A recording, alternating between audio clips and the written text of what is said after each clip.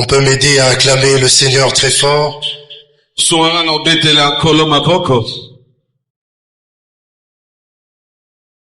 Gloire soit rendue à Dieu.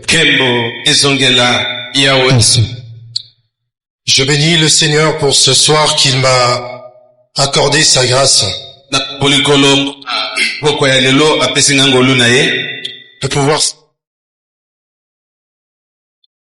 De pouvoir se tenir devant vous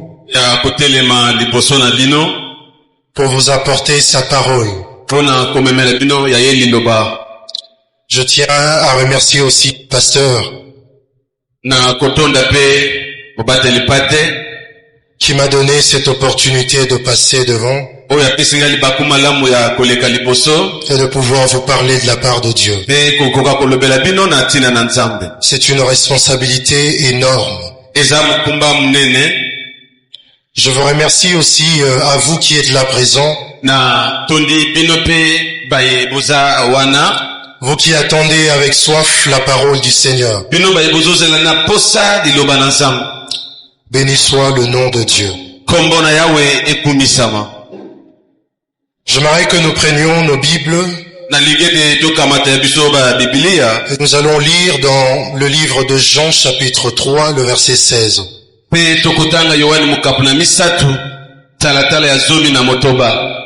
Jean chapitre 3 le verset 16. Si nous avons retrouvé le passage, nous pouvons citer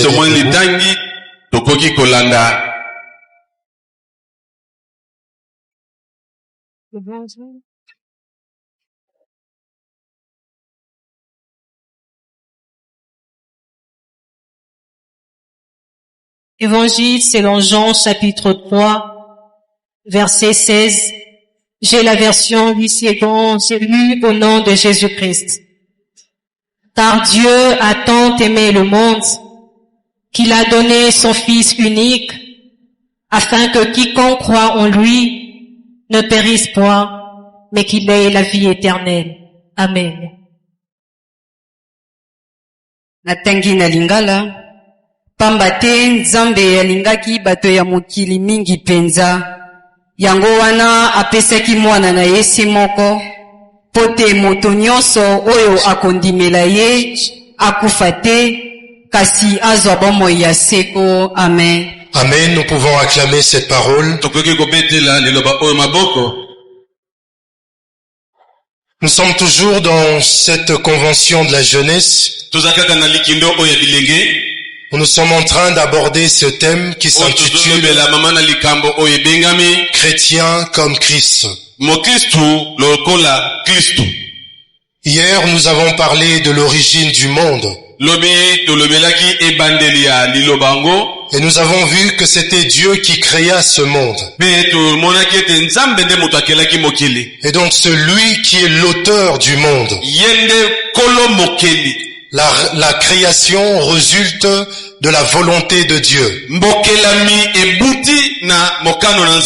La création n'est pas un hasard. Mais c'est plutôt la volonté de Dieu. Selon la Bible, nous avons vu que le monde n'est pas que physique.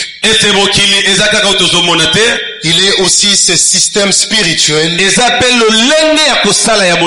qui est influencé par de forces contraires.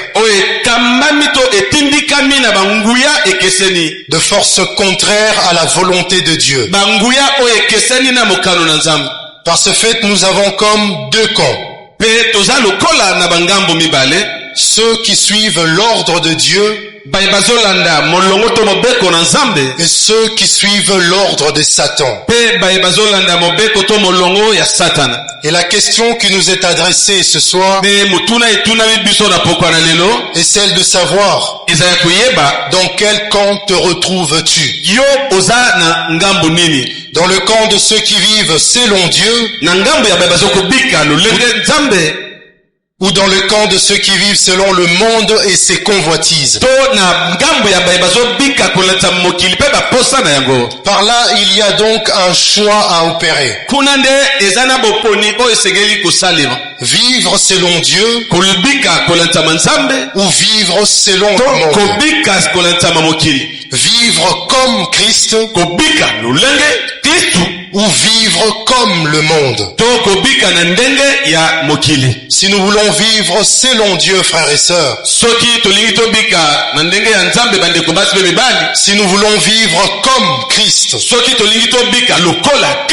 nous sommes appelés à regarder à son plan pour voir quel mécanisme que Dieu a mis en place pour que l'homme parvienne à lui. Et le plan de Dieu n'est pas à chercher ailleurs. Le plan de Dieu est condensé dans ce livre qui est la parole de Dieu. Et le mécanisme que Dieu a réservé pour les hommes afin qu'ils soient sauvés est condensé aussi dans cette parole. La raison pour laquelle ce soir j'aimerais aborder ce sous-thème qui est intitulé de la manière suivante: l'œuvre de la croix. Seul mécanisme pour atteindre Dieu. L'œuvre de la croix. Seul mécanisme pour atteindre Dieu. Nous savons que Dieu a créé l'univers et tout ce qui concerne. Pendant 6 jours, Dieu a créé. Et le 7e jour, il se reposa. Le récit biblique de la Genèse nous montre qu'au 6e jour, le récit biblique de Genèse,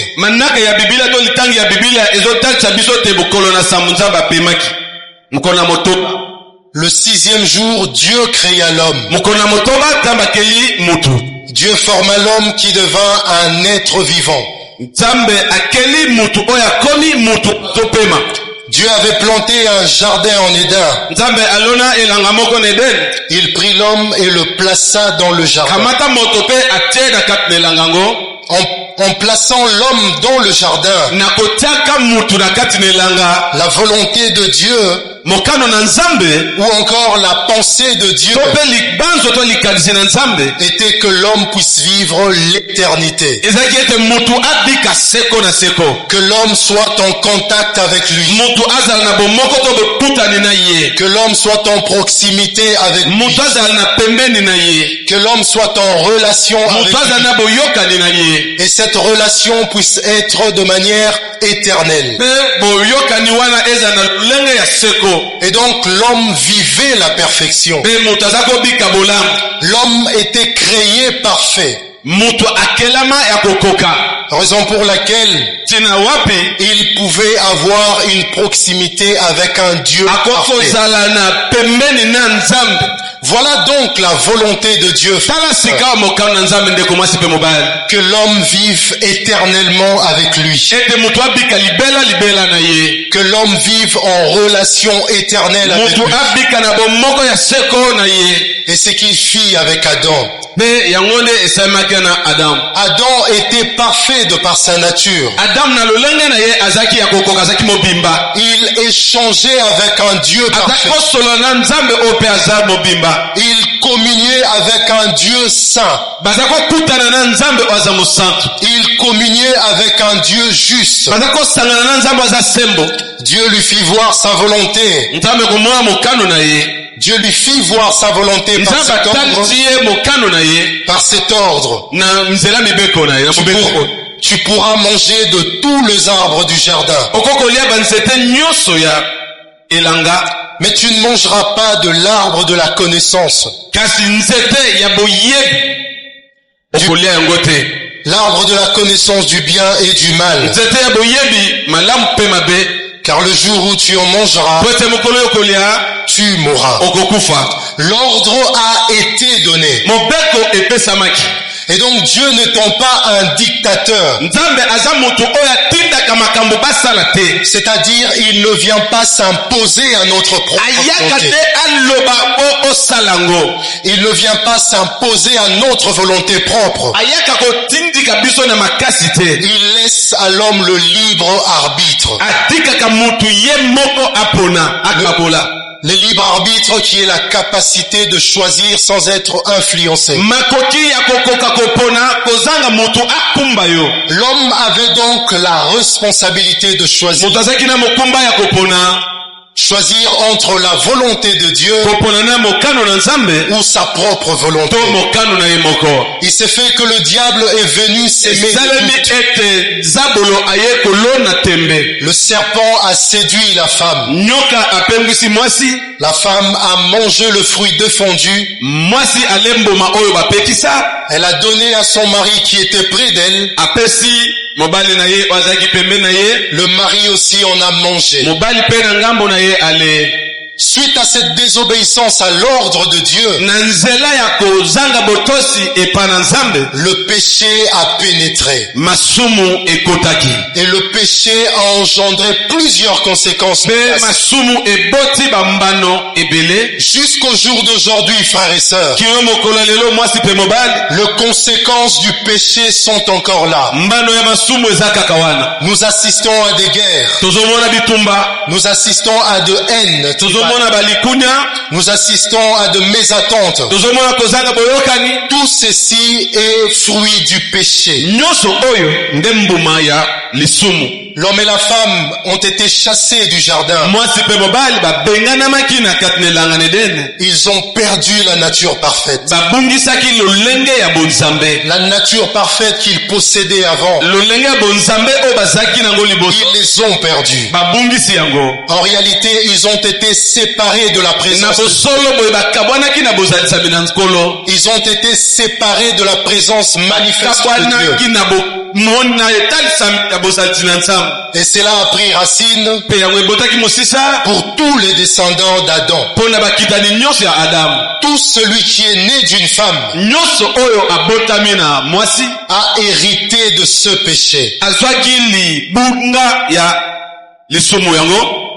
Le péché originel, c'est-à-dire le péché du départ, a entraîné la condamnation de tous les hommes.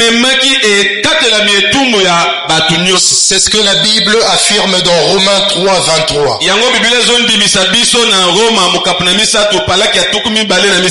Car tous sont péchés et sont privés de la gloire de Dieu. Dieu a créé l'homme pour vivre en relation éternelle avec lui. Mais l'homme a pris la décision de choisir sa propre voie. L'homme a décidé de suivre son propre mécanisme de sortie.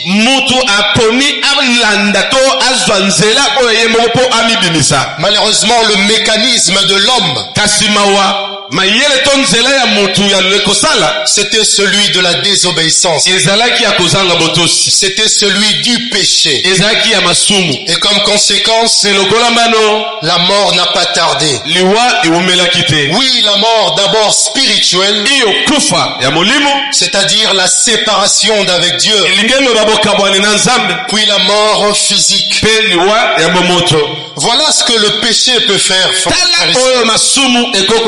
Amener à la mort.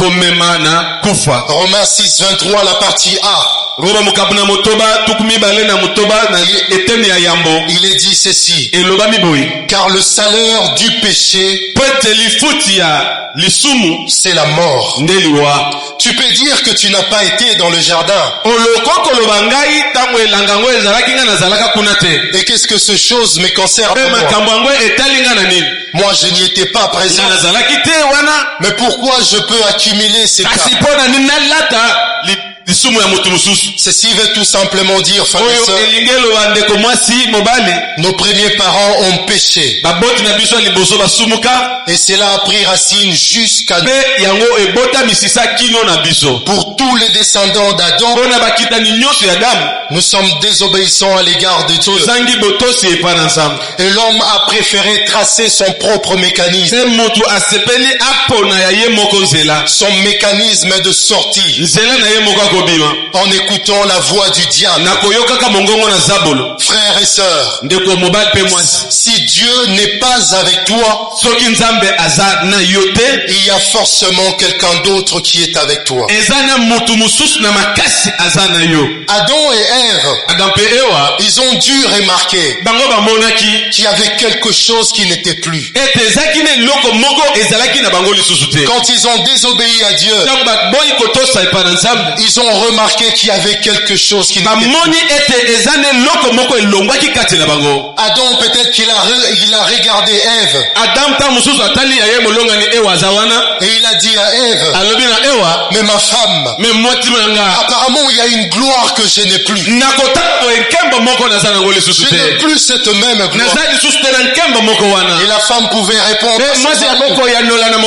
moi aussi je ressens qu'il y a quelque chose que nous avons. Je n'ai plus maintenant.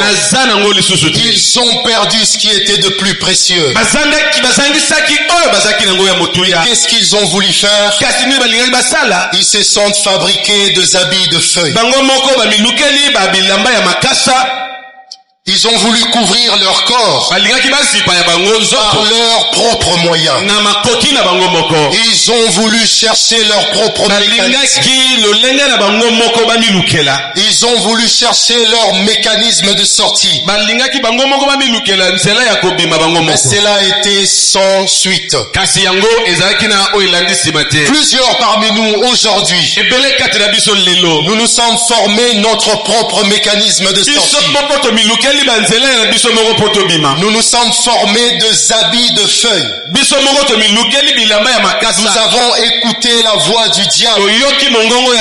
Et comme conséquence, nous nous retrouvons dans l'athéisme. Comme conséquence, nous nous retrouvons dans la magie. Comme conséquence, nous nous retrouvons dans le fétichisme.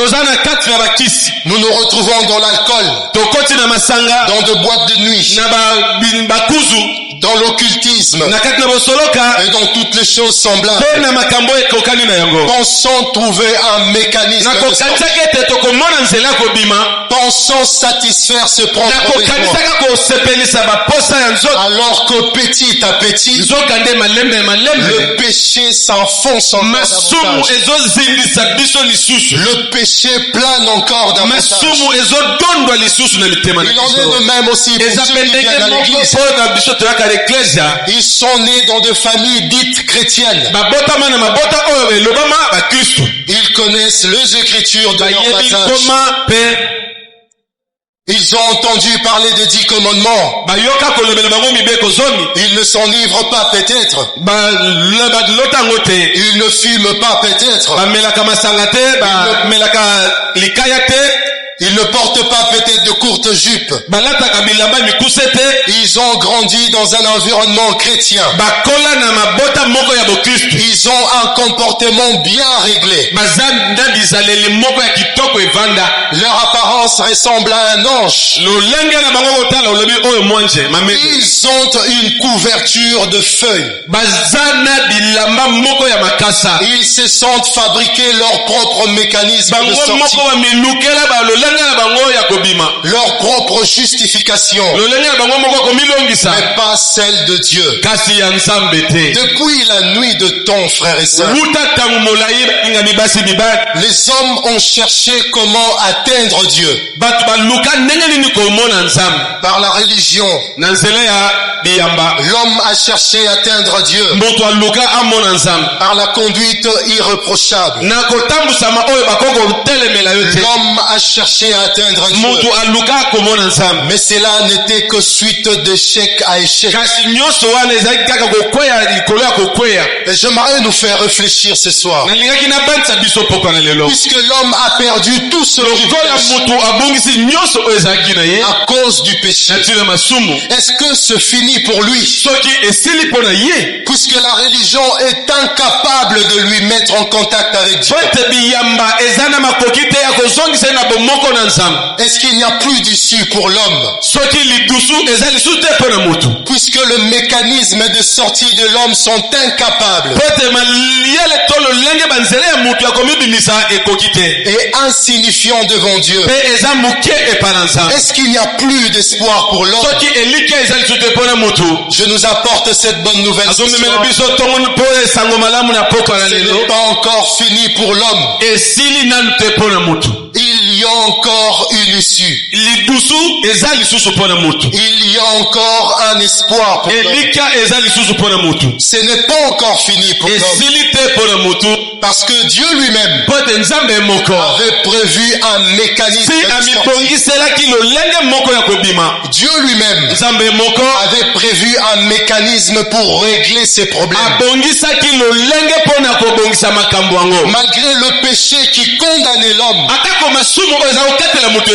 malgré le péché qui a mis l'homme en séparation avec Dieu, Dieu n'a pas abandonné les hommes. Dieu n'a pas rejeté les hommes. Il n'a pas rejeté son monde. Parce que c'est son monde à lui. Raison pour laquelle il a donné la solution. Dieu lui-même a donné la solution. Et il a donné un mécanisme de sortie. Nous le retrouvons dans Jean 3,16. Cette sortie, cette solution est venue au travers de Jésus-Christ. Et le mécanisme, c'est par l'œuvre de la croix. Dans Jean 3,16, car Dieu a tant aimé le monde. J'aimerais nous apporter cette vérité ce soir. Dieu n'a pas haï le monde. Dieu n'a pas rejeté le monde. Dieu n'a pas abandonné le monde. Le monde qu'on parle ici, il s'agit du monde cosmos.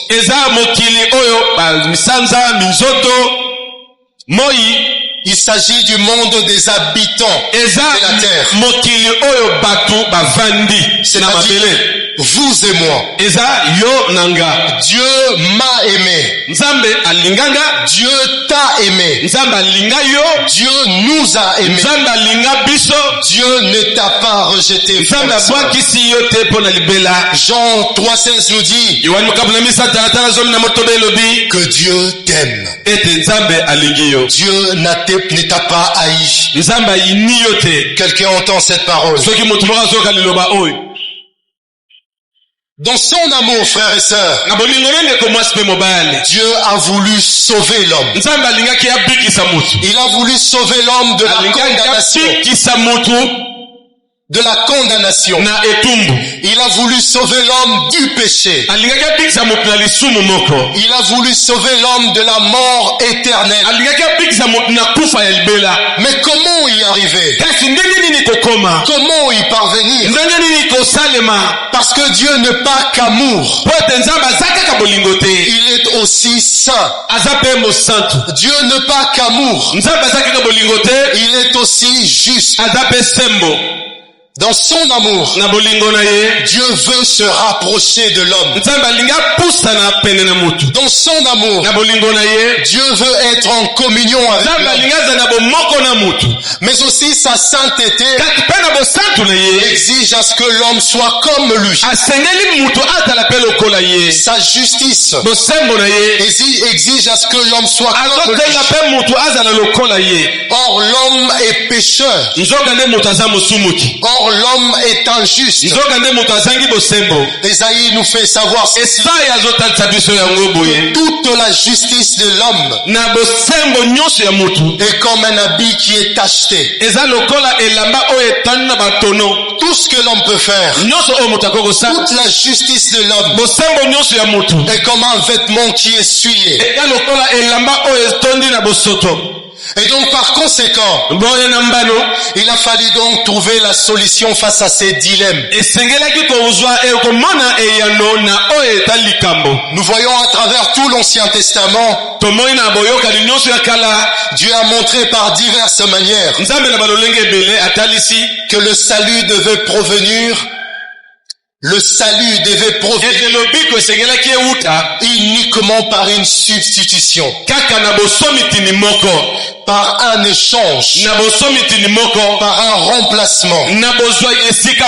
Et donc il a fallu quelqu'un qui soit juste comme Dieu. Il a fallu quelqu'un qui soit saint comme Dieu. Or la parole nous fait savoir qu'ici sur la terre, tous sont pécheurs. Sans exception. Tous sont pécheurs. Il a fallu donc, premièrement, un homme qui soit juste et saint comme Dieu. Deuxièmement, un homme qui prendrait la place de l'homme. C'est ce qu'on appelle la substitution. Et troisièmement, un homme qui sauverait le monde du péché. Devant toutes ces conditions, devant toutes ces exigences, seul le Fils de Dieu pouvait le faire. Aucun autre n'a rempli ces conditions. Voilà pourquoi Jean 3,16 parce que Dieu t'a aimé, il a donné son Fils. Dieu a offert son Fils unique. L'amour de Dieu n'est pas conditionnel. L'amour de Dieu est inconditionnel. Et il le donne à nous tous. Il nous le donne. Ce n'est pas seulement dans le temps passé. C'est aussi pour aujourd'hui. L'amour de Dieu, il nous le donne aujourd'hui. Et si tu acceptes cela, tu peux le recevoir ce soir. Romains 5:8, l'apôtre Paul dit, mais Dieu prouve son amour envers nous, en ce que lorsque nous étions encore de pécheurs, Christ est mort pour nous. Dieu a offert son propre Fils, et ce par la croix. Mais pour quel but Dieu a offert son propre Fils? Pourquoi Dieu pouvait donner son Fils jusqu'à aller mourir à la croix? Pourquoi il pouvait le faire? C'est pour que nous ayons la vie éternelle. La vie qu'Adam avait perdue, Dieu a désiré à ce que nous l'ayons aussi. La vie éternelle, frères et sœurs, n'est pas pour ceux qui se considèrent déjà arrivés, mais c'est pour tous ceux qui croient. C'est pour quiconque croit. La vie éternelle, frères et sœurs, n'est pas une adhésion à l'idéologie d'un super prophète. La vie éternelle, frères et sœurs, n'est pas une adhésion à l'idéologie d'un archipape. La vie éternelle, frères et sœurs, n'est pas une affaire de ressortissants de l'église d'eux. Elle est pour quiconque croit. Et c'est pour toi aussi ce soir. C'est pour toi aussi ce soir. Dans ce quiconque croit, il y a aussi toi. Si tu crois ce soir, tu peux recevoir la vie éternelle. Comme nous le disons dans les affermissements, la vie éternelle ne commence pas seulement au ciel. La vie éternelle commence ici. Au moment où tu crois en Jésus. Au moment où tu acceptes Jésus. Tu reconnais que tu es pécheur. Tu regrettes de tes péchés. Et tu prends la décision d'accepter Jésus comme Seigneur et ton Sauveur. Tu prends l'engagement de suivre ses enseignements. Pas de salut pour l'homme sans l'œuvre de la croix. Vouloir trouver le salut en dehors de la croix, c'est une porte ouverte vers l'enfer éternel. Frères et sœurs, nous voulons être comme Jésus. Le préalable nous est défini ce soir. Il faut passer par la croix. Il ne s'agit pas de bonnes œuvres. Il ne s'agit pas de bonnes actions. Il ne s'agit pas de ta justice propre. Mais il s'agit de reconnaître Jésus comme le seul substitut pour ton salut. Voilà le seul mécanisme que Dieu a donné aux hommes. L'œuvre de la croix. L'œuvre de la croix, frères et sœurs, vient corriger le mal. L'œuvre de la croix remplit toutes les exigences de l'homme de Dieu. L'œuvre de la croix bannit l'orgueil de l'homme. L'œuvre de la croix bannit la propre justice de l'homme. L'œuvre de la croix est le centre même du christianisme. Pas de christianisme sans l'œuvre de la croix. Jésus a donné sa vie pour le salut de l'humanité, et ce par l'œuvre de la croix. Oui, le monde a été détruit, mais Dieu a voulu sauver l'humanité au travers de la rédemption. De la rédemption. De telle en sorte que si quelqu'un comprend, il veut changer sa direction, il veut croire en Jésus, qu'il reçoive la vie éternelle. C'est pourquoi la vie éternelle n'est pas pour les inconscients. La vie éternelle est pour les conscients. Ceux qui reconnaissent que Dieu peut leur sauver. Frères et sœurs, le seul mécanisme, pas deux, pas trois, pas quatre, le seul mécanisme pour que l'homme atteigne Dieu, c'est par uniquement l'œuvre de la croix. Quelqu'un entend cette parole? Tu peux me dire, mais mon frère, tu nous parles de la croix qui a pratiquement passé 2000 ans. Et moi je suis aujourd'hui. Qu'est-ce que cette œuvre de la croix peut apporter? J'aimerais nous donner quelques bénéfices de la croix. Premièrement, l'œuvre de la croix rachète l'homme. 1 Pierre chapitre 1, le verset 18 à 19. Sachant que ce n'est pas par des choses périssables,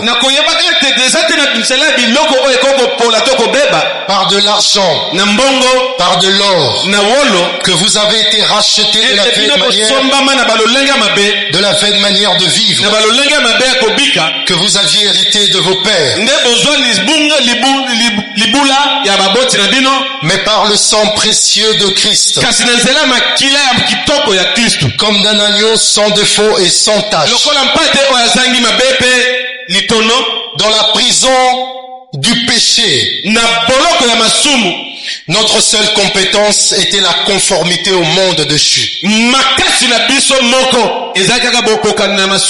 notre héritage était la mauvaise manière de vivre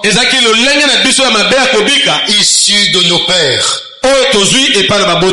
qui nous maintenait encore captifs du péché. Mais quand Jésus est mort, il a opéré la rédemption, c'est-à-dire un achat à nouveau. Il a opéré un rachat pour des esclaves comme nous étions deux esclaves et Christ nous a rachetés. L'homme a pris la décision de par lui-même de se soumettre à la volonté du diable. Par ce fait, nous avons été vendus au diable, comme dans une prison de péché, comme dans une prison de culpabilité. Mais Christ a payé un prix pour nous libérer non pas seulement du péché, mais aussi de toutes les conséquences du péché. J'aime l'apôtre Pierre qui dit dans ce passage, le prix du rachat qui a été payé n'était pas par de choses périssables, ni par l'argent, ni par l'or. Malheureusement aujourd'hui, nous voulons être rachetés par de choses périssables. Nous voulons être rachetés par de choses que la Bible qualifie de périssables. Nous contredisons la parole et nous disons aux gens, apportez l'offrande de rachat. On apporte une offrande de rachat qui est périssable devant un homme soi-disant de Dieu, qui lui aussi est périssable. Périssable multiplié par périssable égale périssable au carré. Ton argent, frère, ton compte en banque, la fortune que tu peux avoir, tes œuvres bonnes en dehors de Jésus ne peuvent en aucun cas te racheter. L'offrande du rachat que tu dis de ne peut en aucun cas te racheter. Pour ton rachat, il te faut un prix éternel et non pas un prix périssable. Et le seul prix éternel, c'est le sang de Jésus-Christ. Quelqu'un entend cette parole. Tu n'as pas besoin qu'on puisse te faire des incisions dans le corps. Tu n'as pas besoin qu'on te fasse des incisions pour que tu aies un rachat. Tu n'as pas besoin qu'on égorge un coq pour ta libération, ou soi-disant pour qu'on te libère de liens familiaux. Il te faut un prix éternel. Et le prix éternel qui a été déjà donné, c'est le sang de Jésus-Christ. Colossiens chapitre 1, 13 à 14. Il est dit ceci, qui nous a délivrés de la puissance de ténèbres. Il nous a transportés dans le royaume du Fils de son amour,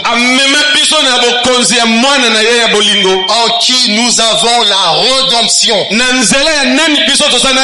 la remission de péché. Le rachat ne peut s'obtenir que par le sang de Jésus-Christ. Deuxième bénéfice de l'œuvre de la croix. L'œuvre de la croix, frères et sœurs, nous a réconciliés avec Dieu. Il y a eu une réconciliation avec Dieu. Colossiens chapitre 1, le verset 20. Écoutez ce qu'il est dit. Il a voulu par lui réconcilier tout avec lui-même, dans ce qui est dans le cieux, en faisant la paix par lui, par le sang de sa croix, pas par une autre chose, mais par le sang de sa croix. Je ne sais pas si vous avez déjà entendu les gens parler de ceci. La famille na biso tozalaka na makila makasi. Dans notre famille, nous avons un sang fort. Biso famille na biso tozala makila makasi. Nous, notre famille, on ne meurt pas par accident, on ne meurt pas par poison, on ne meurt pas par foudre, ainsi de suite. Vous avez déjà entendu quelqu'un parler de ça?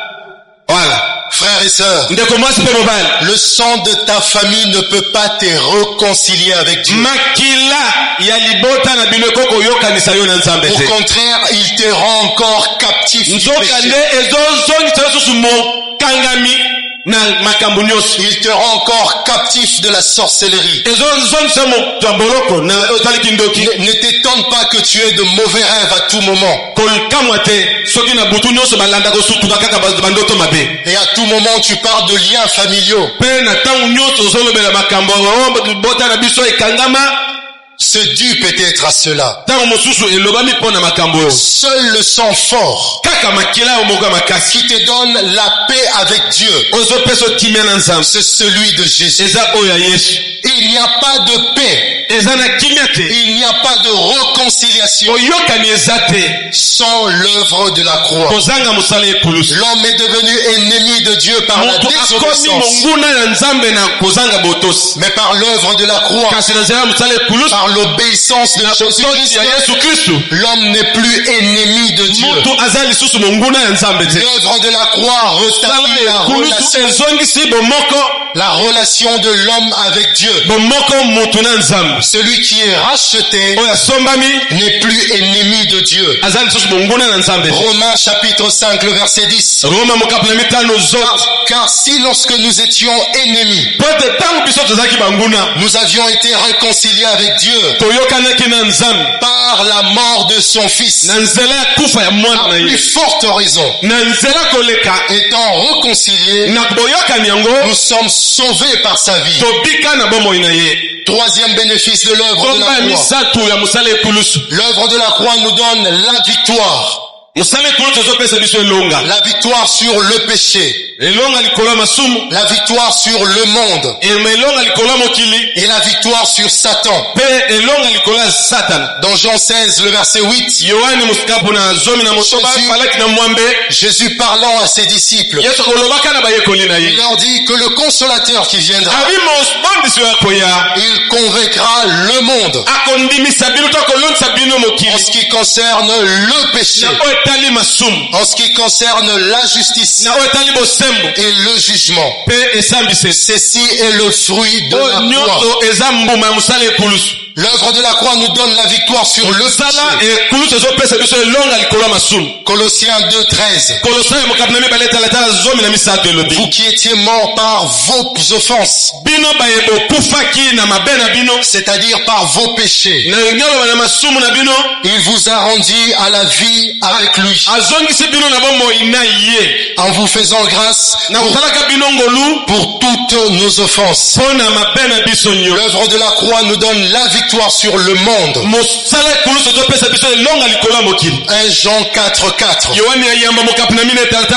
Vous petits enfants, vous êtes de Dieu, c'est-à-dire vous appartenez à Dieu, et vous les avez vaincus, parce que celui qui est en vous est plus grand que celui qui est en vous.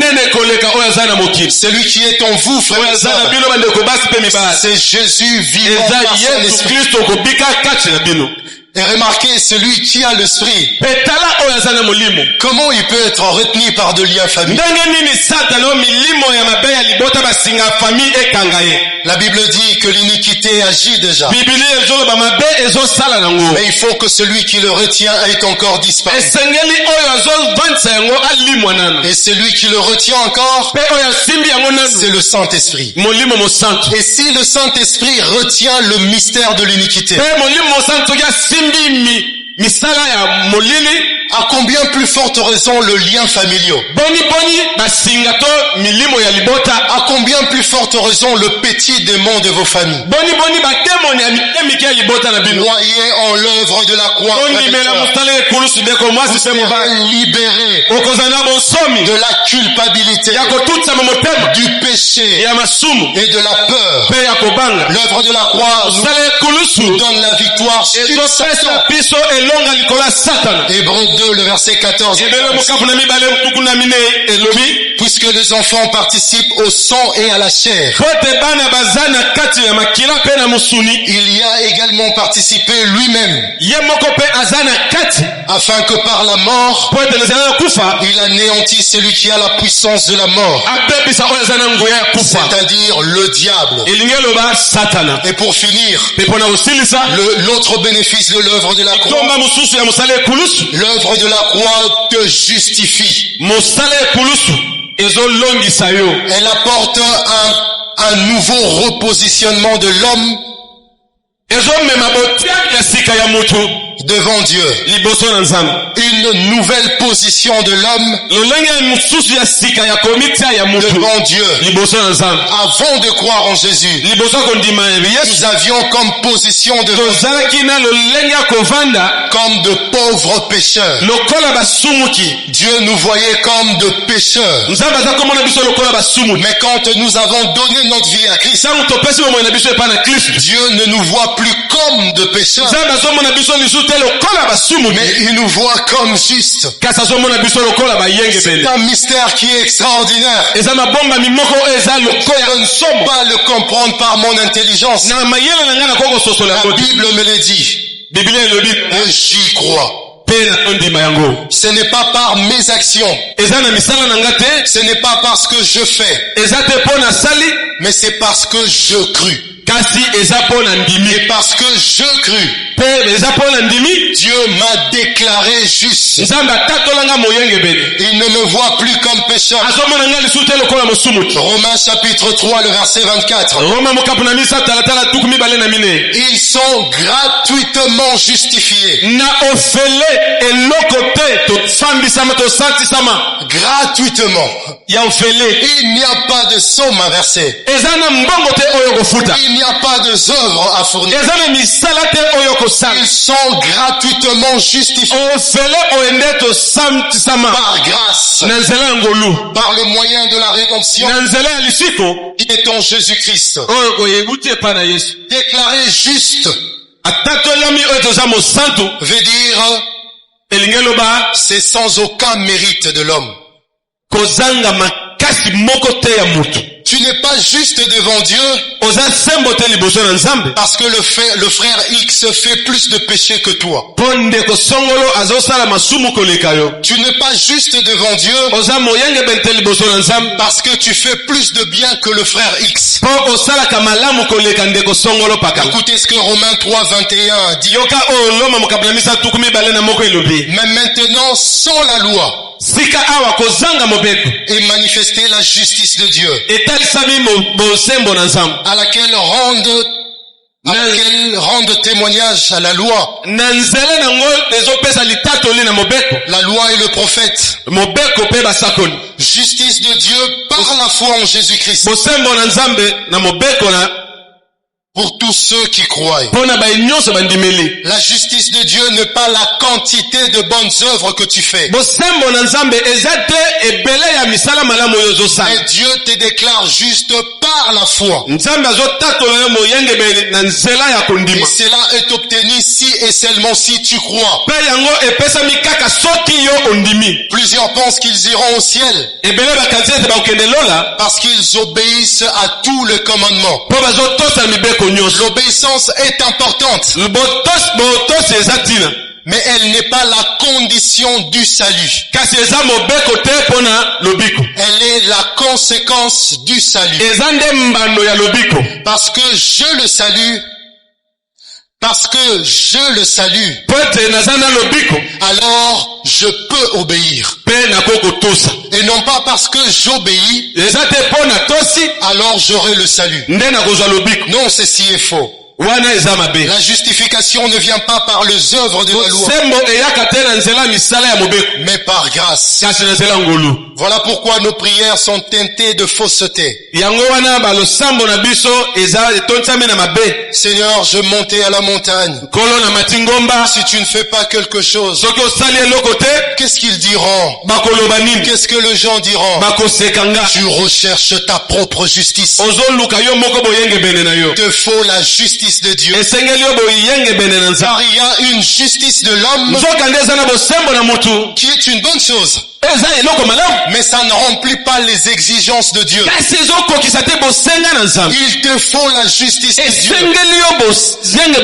qui n'est pas obtenue par les œuvres, qui est obtenue uniquement par la foi. Tu peux le croire, tu peux le recevoir, mais seulement si tu seulement si tu et tu décides de suivre chrétien comme Christ. Oui, c'est vrai. Chrétien comme Jésus. Oui, c'est vrai. Et pour en arriver là, il te faut un préalable. Il te faut un préalable indispensable. Passer par l'œuvre de la croix,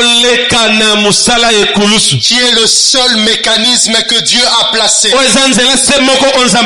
pour que les hommes obtiennent le salut. Pas par tes propres moyens, pas tes propres mécanismes. Le mécanisme de l'homme amène que la mort. Le mécanisme de l'homme ne peut remplir rien devant Dieu. Avant d'être comme Christ, tu dois t'identifier à lui par la foi. Et en reconnaissant l'œuvre de la croix, qui nous délivre non pas seulement du péché, mais aussi de toutes les conséquences du péché. Que le Saint-Esprit nous enseigne mieux à ce passage. Dans la prière.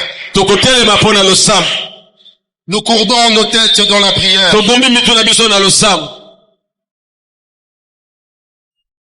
Courbons nos têtes dans la prière, frères et sœurs. Tu as entendu cette parole. S'il vous plaît, nous courbons nos têtes dans la prière.